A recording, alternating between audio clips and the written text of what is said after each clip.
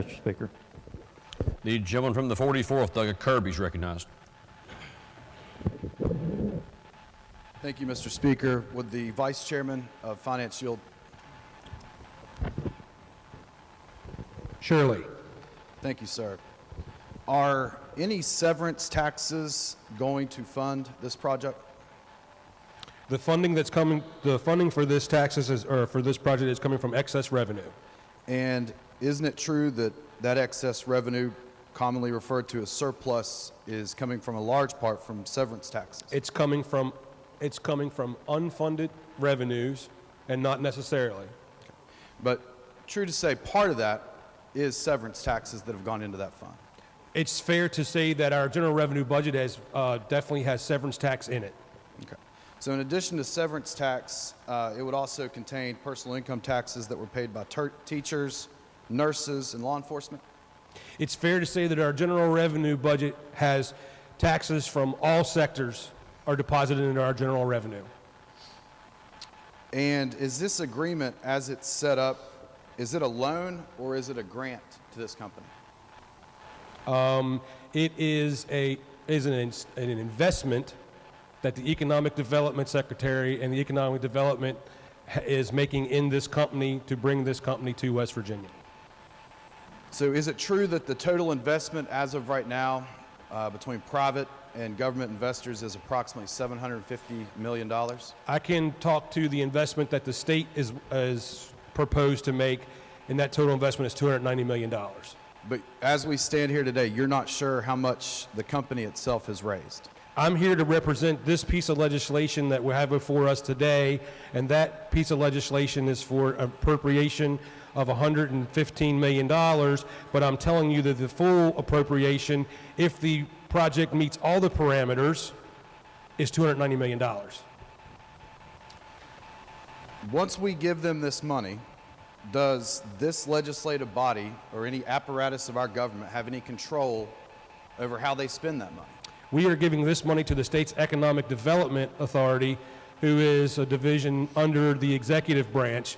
They will be the ones giving them their money. We are only appropriating these dollars to the state's economic development. Thank you. Were you or any other members of House leadership or this legislative body involved in the negotiation of this agreement? The Economic Development Authority, who is a division under the executive branch, they will be the ones giving them their money. We are only appropriating these dollars to the state's economic development. Thank you. Were you or any other members of House leadership or this legislative body involved in the negotiation of this agreement? The Economic Development Department is the arm of the executive branch who goes out and tries to find opportunities for the states for economic development, so that is in their purview to do those negotiations. When were you or the chairman first given a copy of the memorandum of agreement? I was emailed a copy of the memorandum of agreement 2 days ago or 3 days ago. I have to check my email. It was sent to me by counsel for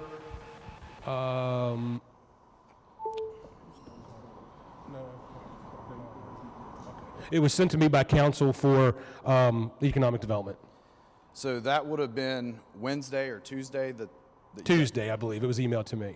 And didn't this bill come through finance on Monday? Yes, I had a general understanding of it, but I did not have a hard copy of it for me to prepare myself for today. So before this bill was moved through Finance Committee, you nor any of the members of the Finance Committee had a copy of the memorandum of agreement?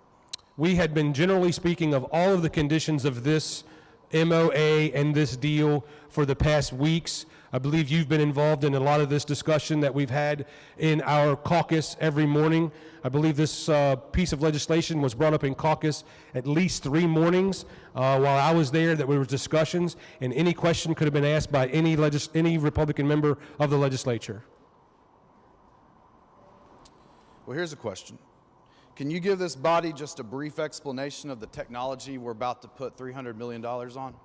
I'm sorry, could you repeat the question? Can you give this body and the people that are watching, the people whose tax dollars are about to go to this, can you just give us a brief explanation of the technology that we're betting on? Sir, it's not my job to sit here and explain the technology to you. My job, what I'm doing here today, is to talk about the supplemental appropriation that we're making to the economic development for this project. Now, if you think me as a part-time legislator who is a contractor in my full-time life can explain to you every detail in an iron rust battery process, I can't do that. There may be someone in this house that can do that, but it's not me. Don't you think, though, that it's important that we as a body understand the investment we're making that's been touted as groundbreaking, earth-shattering, revolutionizing? How is it that those things can be said on this floor and the Vice Chair of Finance can't even explain? I'm not asking for details. Just give us a brief summary of the technology that we're about to vote on. Well, sir, that once again, that's a policy question, and that's a question that every member of this House will have to ask themselves.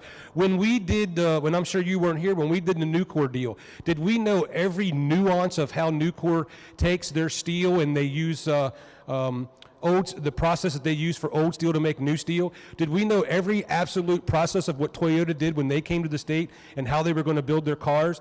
You can't ask someone in a body of this that's sitting on this floor to design or to tell you the nuances of how a company is going to do their process. But isn't it true? And I'm sure some of that is proprietary. But when we gave money to Toyota, we knew they were making cars, Sure. correct? And we had seen a car. We'd ridden in a car. We could go and look at cars on the internet, correct? Correct. Have you seen a battery? One of these batteries? I have not. Have you even seen an illustration of one of these batteries? Once again, sir, I'm here to give you the information on the MOA, and I'm here to give you the information for the supplemental that we are talking about here today, a supplemental appropriation for $115 million that's going to the West Virginia Economic Development. Is there any hypothetical in which we could lose all the money that we've invested already? Hypothetically, we could, anything could happen hypothetically. Are there any circumstances in which once we give them this additional $110 million that we could lose all of that money? No, because there's parameters. Before we're going to give them any more money, they certainly have parameters that they have to meet. But hypothetically, as I said before, anything could happen hypothetically. As you pointed out earlier, I'm new to this body, so this is a legitimate question here. Has West Virginia ever directly funded a startup or venture company? Yes. When did that occur?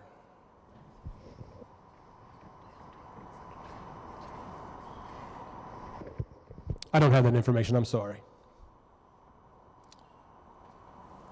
But I'm sure along the way, somewheres in the state through economic development, small business development, EDA, we've probably worked with some new startup business.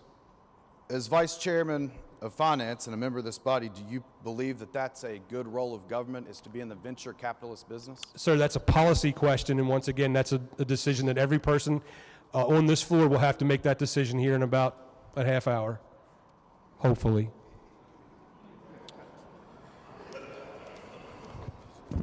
Thank you.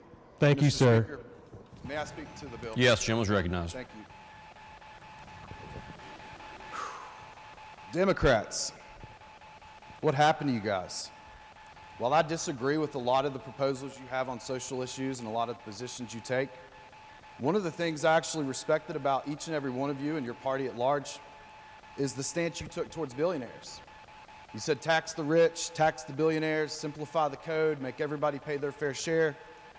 And you went from that just a couple days ago to now you want to give billionaires our tax dollars.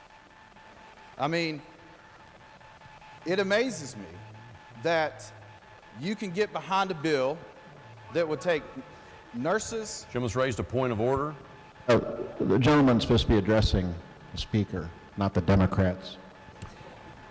While that is true, the rules do provide that all comments are to be addressed through the chair. The gentleman's point will be well taken, but the gentleman nevertheless still has the floor. Thank you, Mr. Speaker. Mr. Speaker, the Democrats have repeatedly talked about the fact that they want to tax billionaires. Then they come in here today and they want to give billionaires tax money. But I'm not just picking on the Democrats, Mr. Speaker. Mr. Speaker, the Republicans, almost every one of you ran in here on being good stewards of your taxpayers' money and against crony capitalism. Yet here we sit in just 30 minutes or maybe a couple hours, we're going to pass the mother of all crony capitalist projects.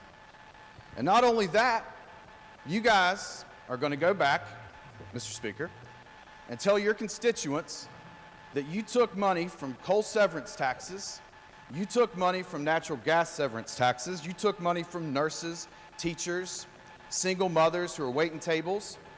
You did that so you could give that money to Bill Gates and Chinese investors so they could build some type of plant to make something with the aim and the goal of destroying coal and natural gas, which has funded and kept this state alive and led to the creation of this state.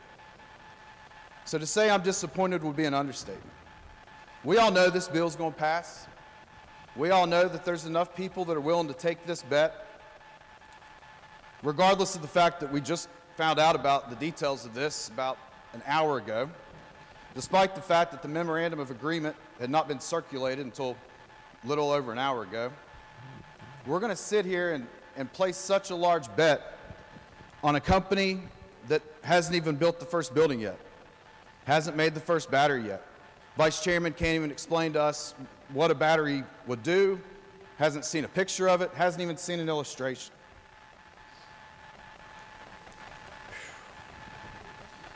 So everybody knows how I feel, and if you're not sure of all the reasons, yesterday I think I made them pretty clear as to why I think this is a bad deal.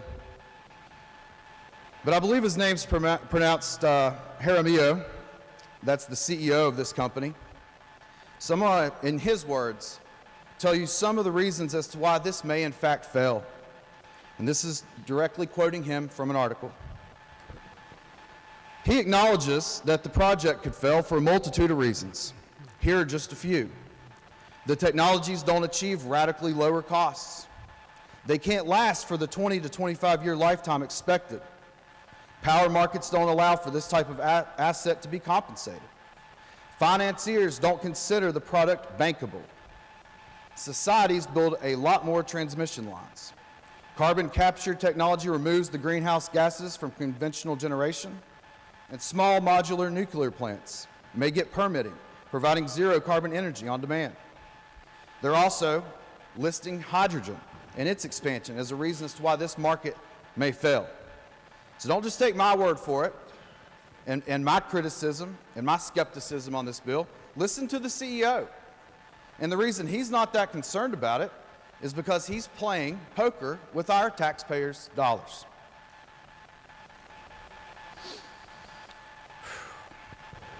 I won't belabor the point. I just ask each and every one of you guys to just think about this. Would you do this with your family's budget? Would you go to your local city's meeting and suggest that they take this percentage of their surplus or this percentage of their budget and put it on a venture capitalist business that's coming in with unproven technology that you can't even produce a picture of?